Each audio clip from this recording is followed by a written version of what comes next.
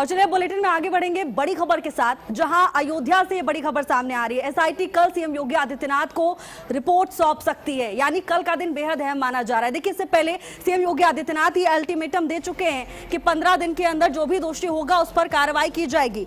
लेकिन अब ये बड़ी खबर सामने आ रही है, कल का दिन बेहद महत्वपूर्ण। करीब 70 पन्नों की प्रारंभिक रिपोर्ट तैयार की गई है और कल सीएम योगी आदित्यनाथ को प्राथमिक रिपोर्ट सौंपेगी एसआईटी। दान, जमीन खरीद और खर्चों की जांच के कई पहलुओं पर इसमें फोकस किया गया है। ट्रस्ट के ढांचे में बदलाव की संभावनाओं पर भी जांच रिपोर्ट में संकेत देखने को मिल रहे हैं। तो राम मंदिर ट्रस्ट मामले से जुड़ी बड़ी खबर सामने आ रही है, जहां एसआईटी कल सीएम योगी आदित्यनाथ को प्राथमिक रिपोर्ट सौंप सकती है। करीब 70 पन्नों की प्रारंभिक रिपोर्ट इस मामले को लेकर तैयार हुई है।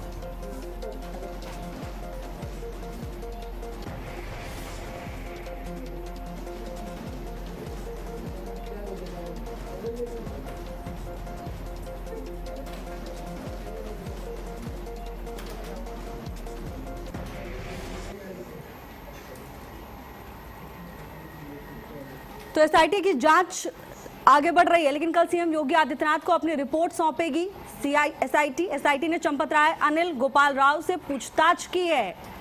मंदिर ट्रस्ट के 3 सदस्यों पर भी गाज गिर सकती है। सूत्रों के हवाले से बड़ी जानकारी सामने आ रही है।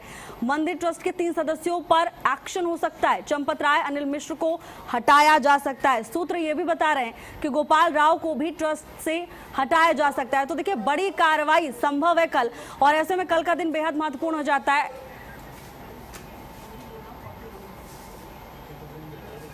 चंदा चोरी में शामिल लोगों की गिरफ्तारी भी कल हो सकती है।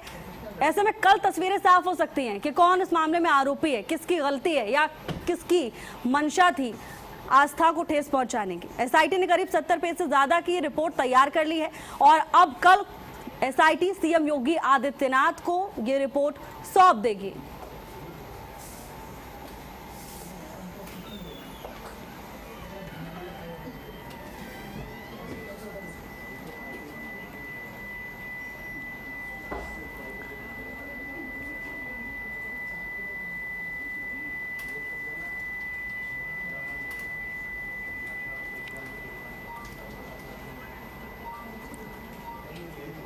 तो देखिए, पूरा देश इस वक्त इंतजार कर रहा है कि आखिर वो कौन है जिसने करोड़ों लोगों की आस्था के साथ खिलवाड़ किया, क्योंकि ये केवल एक धन के घोटाले का मामला नहीं है, बल्कि लोगों की आस्था जुड़ी है। राम मंदिर की गरिमा से जुड़ा हुआ ये पूरा मामला।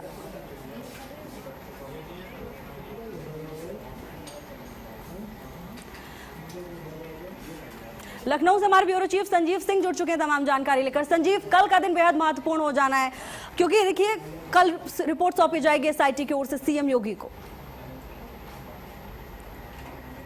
कल जो है एसआईटी अपनी रिपोर्ट जो है उत्तर प्रदेश के मुख्यमंत्री योगी आदित्यनाथ को सौंप सकती है। और बड़ी खबर ये आ रही है कि अनिल मिश्रा और इसके अलावा गोपाल राव पर गाज गिर सकती है, क्योंकि अभी सूत्रों के हवाले से ये खबर आ रही है कि अभी तक की जो जांच हुई है उनमें ये दोषी भी पाए जा सकते हैं। तो ये कहा जा सकता है कि एक बड़ी खबर आ रही है। इसके अलावा अगर चंपत राय की बात की जाए तो चंपत राय को जो है अपने पद से हटाया भी जा सकता है, यानी कि उनको अपने पद से इस्तीफा भी देना पड़ सकता है। तो ये एक बड़ी खबर आ रही है और ये माना जा रहा है कि एसआईटी की जो प्रारंभिक अपनी रिपोर्ट है वो लगभग बनकर तैयार हो चुकी है और सिर्फ इंतजार है तो उत्तर प्रदेश के मुख्यमंत्री योगी आदित्यनाथ को सौंपने का। यानी कि कल जो है उत्तर प्रदेश के मुख्यमंत्री योगी आदित्यनाथ को एसआईटी अपनी रिपोर्ट सौंपेगी और ये माना जा रहा है कि 70 पेज से ज्यादा की ये रिपोर्ट है और अभी तक जो है 150 से ज्यादा लोगों से पूछताछ जो है एसआईटी ने किया है। इसके अलावा जो 40 ऐसे लोग हैं जिनके बयान को दर्ज किया गया है, यानी कि जो 70 पन्ने की बात कही जा रही है उससे ज्यादा की ये रिपोर्ट हो सकती है। और साथ ही अभी तक ये भी जानकारी हाथ लगी है कि जो सीसीटीवी कैमरे थे वो अभी सभी जो है संकलित नहीं हो पाए हैं, यानी कि उनको डिलीट कर दिया गया था, जिसकी वजह से एसआईटी को अपनी रिपोर्ट बनाने में भी काफी ज्यादा दिक्कतों का सामना करना पड़ा है। और साथ ही ये भी सुनने में आ रहा है, जानकारी जो मिल रही है कि जो अभी तक जो चढ़ावा चढ़ाया गया था, यानी कि सोना चांदी या हीरा जड़ित जो भी आभूषण जो है भगवान श्री राम को चढ़ाए गए थे, उसकी रसीद भी जो है बहुत से जो कारोबारी उनको नहीं दी गई थी। यानी कि जो हेरा फेरी की गई है वो काफी बड़ी संख्या में की गई है, सिर्फ पैसों का ही नहीं बल्कि जेवरातों में भी जो है हेरा फेरी की गई है। तो कई ऐसे बिंदु हैं जिस पर की एसआईटी ने अपनी रिपोर्ट बनाई है। अब ऐसे में देखना देखना ये होगा कि जब एसआईटी अपनी रिपोर्ट उत्तर प्रदेश के मुख्यमंत्री योगी आदित्यनाथ को सौंपती है तो उसके बाद आगे की क्या कार्रवाई होती है, क्योंकि ये कहा जा रहा है कि एसआईटी जो है इस रिपोर्ट के बाद हो सकती है रामट्रस्ट जो थाना है वहां पर जो है मुकदमा भी दर्ज करा सकती है। तो अगर ऐसे में मुकदमा दर्ज होता है तो निश्चित तौर से ये कहा जा सकता है कि कुछ लोगों की गिरफ्तारी भी हो सकती है। इसमें जो है टुन्नू यादव हैं, इसके अलावा लवकुश मिश्रा समेत कई ऐसे लोग हैं जिनके नाम सामने आ रहे हैं, लेकिन अभी फिलहाल जो है एसआईटी इस पूरे प्रकरण में कुछ भी बात करने से मीडिया से साफ कतरा रही है। जी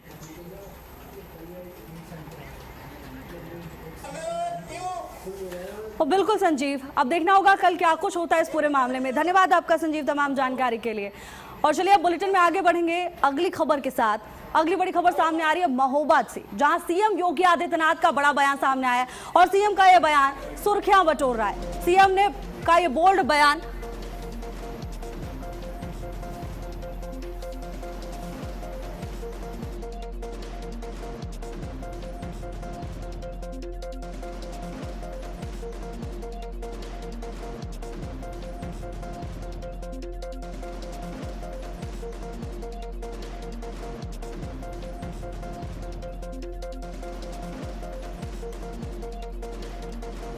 सीएम योगी आदित्यनाथ का ये बड़ा बयान सामने आया, जहां उन्होंने कहा कि पहले यहां भू माफिया और बालू माफिया हावी थे, यूपी में माफिया राज चल रहा था। लोक कल्याणकारी परियोजनाओं का लोकार्पण सीएम योगी आदित्यनाथ ने किया है।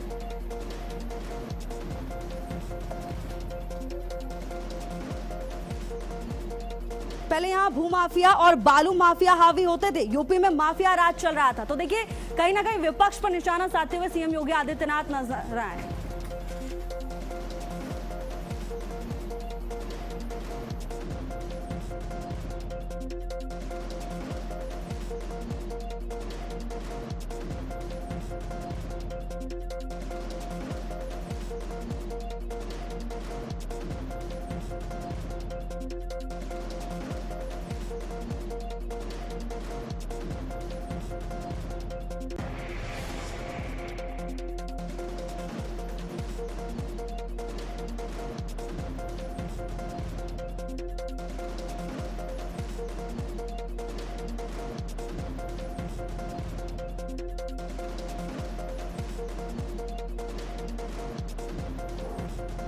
हमारा प्रयास होना चाहिए जब महोबा महोत्सव हो, एक सप्ताह का कार्यक्रम पहले स्थानीय स्तर पर, फिर जनपद स्तर पर, फिर बुंदेलखंड स्तर पर, फिर राज्य और राष्ट्रीय स्तर की प्रतियोगिता हो। इस पहाड़ी पर चढ़ने के लिए एडवेंचर टूरिज्म के एक नए केंद्र के रूप में गोरखगिरी बने, यहां पे रेस्टोरेंट बने, होटल्स बने, व्यापक संभावनाओं को आगे बढ़ाने का कार्य हो। आला उदल के शौर्य और पराक्रम के प्रतीक यहां पर हम फिर से अखाड़ों का निर्माण करके नौजवानों को फिर से अपने वीर भाव के साथ कार्य करने के लिए प्रेरित कर सके, इसकी धरा के रूप में महोबा को उसकी। तो अंतर्राष्ट्रीय योग दिवस को लेकर पूरे देश में उत्साह देखने को मिल रहा है और ऐसी तस्वीरें कानपुर से भी सामने आई, जहां अंतर्राष्ट्रीय योग दिवस के अवसर पर लोगों ने जमकर योग किया और ये संदेश पहुंचाने का काम किया कि योगा करने से सब कुछ ठीक हो सकता है, क्योंकि कहते हैं रहे करे योग और रहे निरोग। कानपुर से तमाम तस्वीरें आपको दिखा रहे हैं, जहां लोगों ने योग कर स्वस्थ जीवन का संकल्प लिया है। प्रशासन की ओर से अंतर्राष्ट्रीय स्टेडियम ग्रीन पार्क स्टेडियम में मुख्य योग कार्यक्रम आयोजित किया गया और इस मौके पर मंत्री राकेश सचान, सांसद रमेश अवस्थी, विधायक सुरेंद्र मैथानी, सरोज कुरील और अरुण पाठक सहित कई जनप्रतिनिधियों ने योग किया। जिलाधिकारी, पुलिस कमिश्नर, केडी अधिकारियों, नगर आयुक्त, सीडीओ और सीएमओ समेत तमाम वरिष्ठ अधिकारी शामिल हुए और सभी ने एक साथ मिलकर योगा किया। कार्यक्रम में बड़ी संख्या में लोगों ने हिस्सा लिया और स्वस्थ जीवन के लिए नियमित योग करने का संकल्प लिया। तमाम तस्वीरें कानपुर से सामने आ रही हैं, जहां तमाम वरिष्ठ प्रशासनिक अधिकारी इस कार्यक्रम में शामिल हुए और लोगों को ये संदेश दिया है कि योग करने से जीवन शैली स्वस्थ हो सकती है।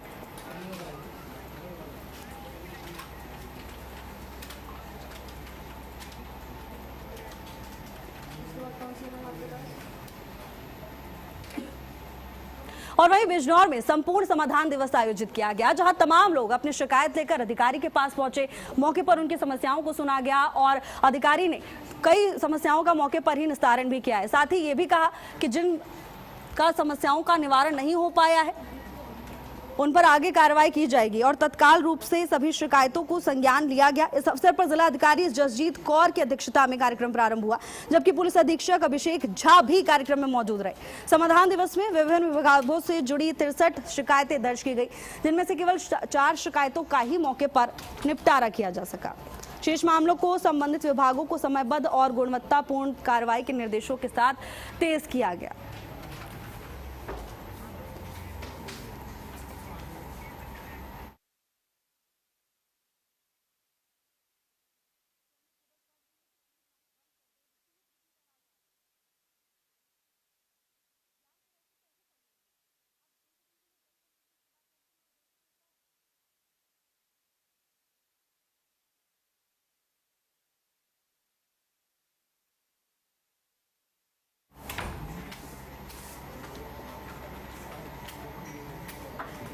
और वहीं अब खबर सामने आ रही है फतेहपुर से, जहां अंतर्राष्ट्रीय योग दिवस के अवसर पर लोगों में उत्साह देखने को मिला। योग दिवस के मौके पर तमाम लोग एकत्रित हुए और सभी ने एक साथ मिलकर योग किया। तो देखिए, प्रधानमंत्री नरेंद्र मोदी और खुद उत्तर प्रदेश के मुख्यमंत्री योगी आदित्यनाथ भी इसी मुहिम को आगे बढ़ा चढ़ाकर लोगों तक पहुंचाते हुए दिखाई दिए। अब राज्य मंत्री कृष्णा पासवान और डीएम निधि ने गुप्ता वत्स और एसपी अभिमन्यु मांगलिक ने समूह योगा किया। अधिकारियों और कर्मचारियों ने, सैकड़ों नागरिकों ने एक साथ मिलकर इस कार्यक्रम में हिस्सा लिया। मंत्री कृष्णा ने योग को लेकर संदेश दिया। मंत्री ने कहा कि करे योग और रहे निरोग। उन्होंने योग को स्वस्थ, संतुलित और खुशहाल जीवन का आधार बताया। योग प्रशिक्षकों ने कराया योगासन, प्राणायाम का अभ्यास।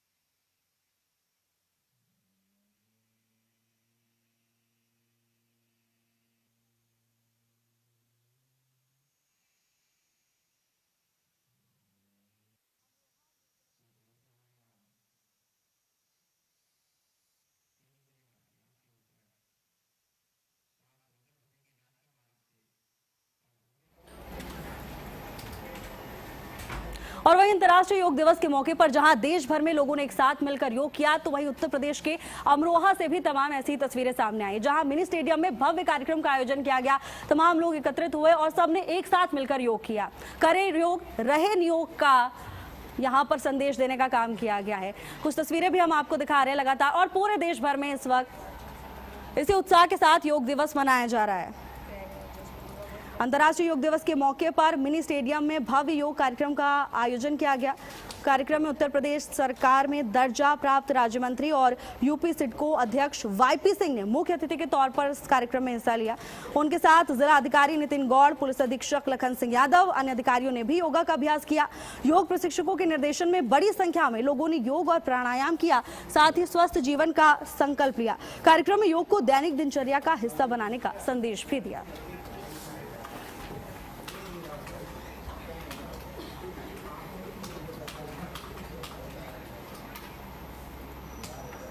तो देखिए, अंतर्राष्ट्रीय योग दिवस के मौके पर ये तमाम बड़ी तस्वीरें उत्तर प्रदेश के अमरोहा से सामने आ रही हैं, जहां योग दिवस के मौके पर लोगों का सैलाब उमड़ा। सभी एक साथ एकत्रित हुए और एक साथ योगा का अभ्यास किया।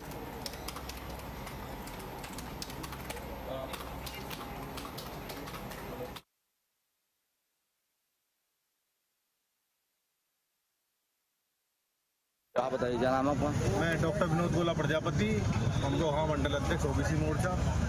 और मैं तो इस योग दिवस पर यही कहना चाहूँगा कि जितने भी हमारे भाई बंधु हैं सभी लोग आदरणीय योगी जी मोदी जी के कहने पर योग दिवस में शामिल हुए और योग करेंगे। तो एक योग से माध्यम से एक मैसेज भी देना चाहते हैं कि हमारा प्रत्येक व्यक्ति जो भारत का है वह स्वस्थ रहे, स्वच्छ मन रहे उसका, और अपने देश के विकास में योगदान करे। वैसे कोई मिनरल क्षेत्र नहीं है यहाँ पे, बट लोग मिट्टी उठा के लेके जाते हैं। तो उसके क्रम में 7 सेंसिटिव लोकेशंस आइडेंटिफाई की गई हैं जहाँ पे पुलिस, राजस्व, ARTO और GST की कंबाइंड टीम्स की तैनाती की गई है। तो उसके क्रम में मेरे द्वारा एवं पुलिस अधीक्षक अमरोहा के द्वारा कल सघन चेकिंग की गई। उसमें 3 डंपर हरियाणा नंबर के मिले जो 55 मीट्रिक टन पे रजिस्टर्ड थे। उनका वे ब्रिज पे वेट कराया गया तो वो तो विद इन लिमिट्स पाए गए, बट मोटर व्हीकल्स एक्ट की विभिन्न धाराओं का उल्लंघन करने की वजह से 6 डंपर्स पे 2,64,000 रुपये का जुर्माना लगाया गया है।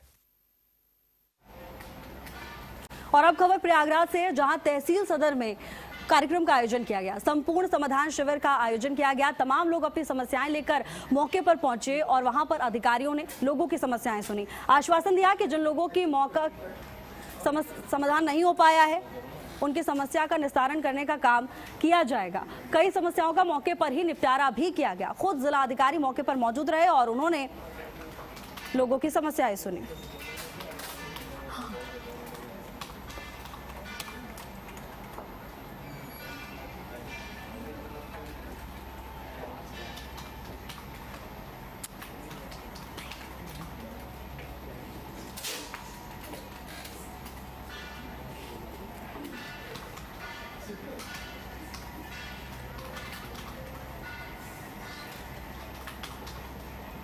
और वहीं अब खबर बहराइच से सामने आ रही है, जहां गंगा नदी में नहाने गए युवकों की मौत हो गई।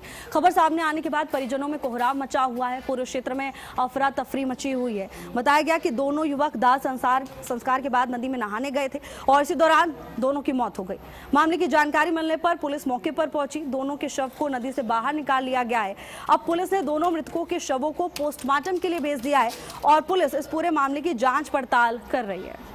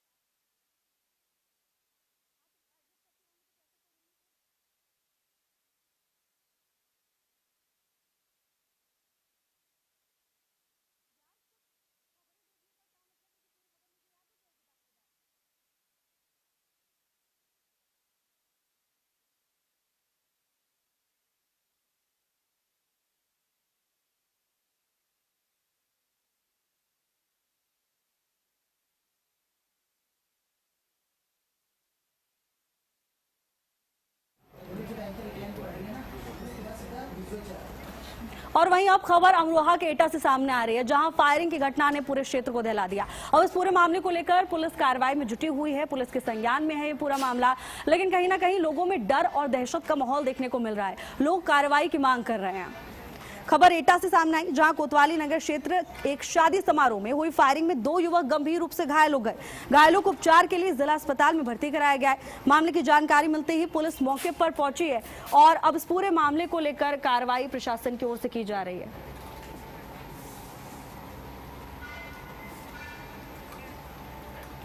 तो देखिए, एटा से खबर सामने आ रही है, जहां पुलिस अब इस पूरे मामले की जांच पड़ताल कर रही है। हर एंगल से मामले को लेकर प्रशासन जांच में जुटा हुआ है। बताया जा रहा है कि शादी समारोह के दौरान फायरिंग हुई, जिसमें 2 युवक गंभीर रूप से घायल हो गए।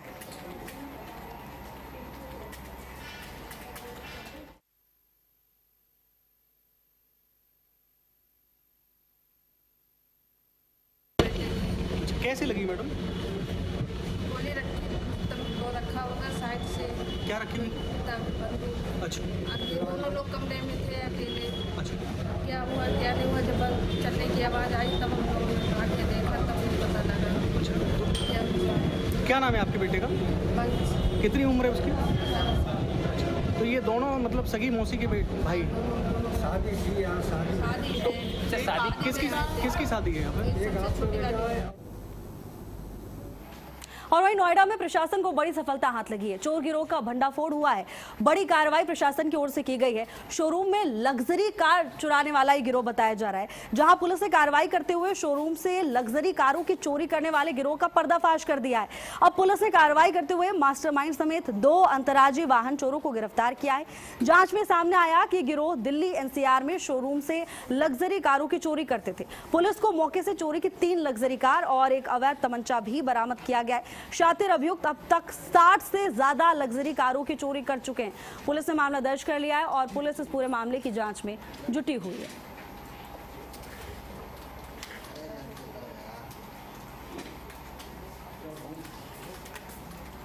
तो नोएडा से खबर सामने आ रही है, जहां पुलिस ने कार्रवाई करते हुए चोरी करने वाले गिरोह का पर्दाफाश किया है। पुलिस ने कार्रवाई करते हुए मास्टरमाइंड को गिरफ्तार कर लिया है। 2 अंतर्राज्यीय वाहन चोर भी प्रशासन के शिकंजे में हैं। जांच में पता चला है कि गिरोह दिल्ली और एनसीआर में शोरूमों से लग्जरी कार चोरी करते थे। पुलिस को मौके से 3 चोरी की लग्जरी कार बरामद हुई है। साथ ही अवैध तमंचा भी बरामद किया गया है। शातिर अभियुक्त अब तक 60 से अधिक लग्जरी कारों की चोरी कर चुके हैं। अब गिरफ्तार किए गए युवकों से पूछताछ कर पुलिस आगे की कार्रवाई में जुटी हुई है।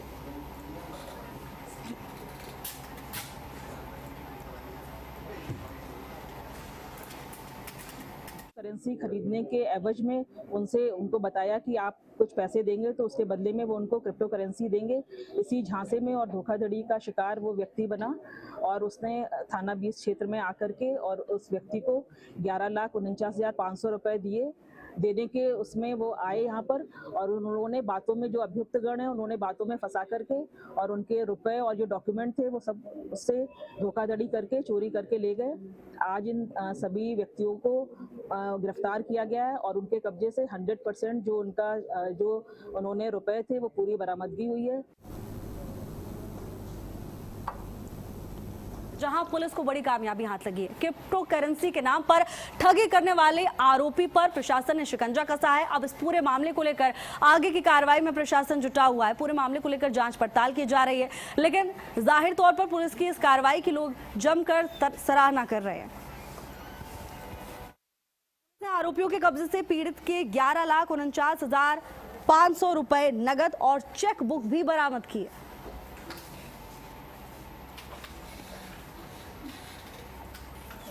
तो नोएडा के थाना सेक्टर 20 का पूरा मामला, जहां पुलिस ने क्रिप्टो करेंसी दिलाने के नाम पर ठगी करने वाले गिरोह का पर्दाफाश किया। 2 आरोपी प्रशासन के शिकंजे में हैं। पुलिस ने 2 आरोपियों पर शिकंजा कसा है।